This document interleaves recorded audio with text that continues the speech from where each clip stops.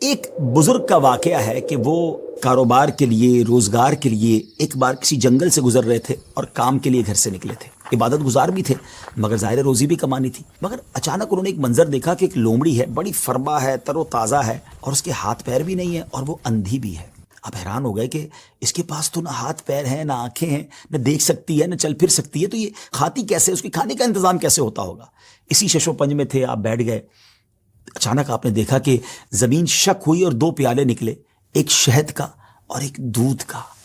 مگر آپ پھر سوچنے لگے کہ یہ پیالے تک پہنچے گی کیسے؟ اب کیا ہوا کہ تھوڑی دیر بعد انہوں نے دیکھا کہ قریب پہاڑ سے ایک سفید چہرے والے نورانی بزرگ وہ اوپر سے تشریف لائے اور اپنے ہاتھوں سے لومڑی کو یہ دونوں پیالے پلائے. پھر پیالے زمین کے اندر چلے گئے اور وہ بزرگ واپس جانے لگے.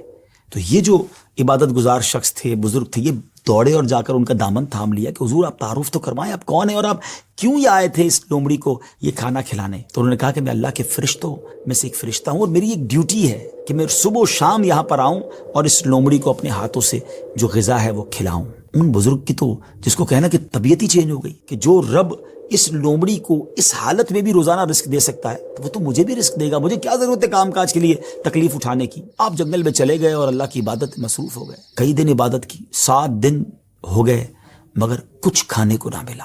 بھوک سے برا حال ہو گیا. اللہ کی بارگاہ میں فریاد کی، میرے مالک مجھے بھی تو کوئی لقمہ غذا عطا فرما. اب بھوک برداشت کرنے کی طاقت نہیں ہے، یا میری روح قبض کر لے. اللہ کی طرف سے یہ ارشاد ہوا، یہ پیغام ملا کہ اے میرے بندے اپنے ہاتھ سے کماؤ، کسب حلال کرنا ہے، کوشش کرنی ہے، خود بھی کماؤ اور محتاجوں کو بھی کھلاؤ. جب اللہ کریم کی طرف سے یہ حکم ملا تو پھر ان بزرگ نے کیا کیا؟ پہاڑ سے اتر گئے اور پھر اب طلب معاش میں اپنے کام میں لگ گئے، کمانے لگے.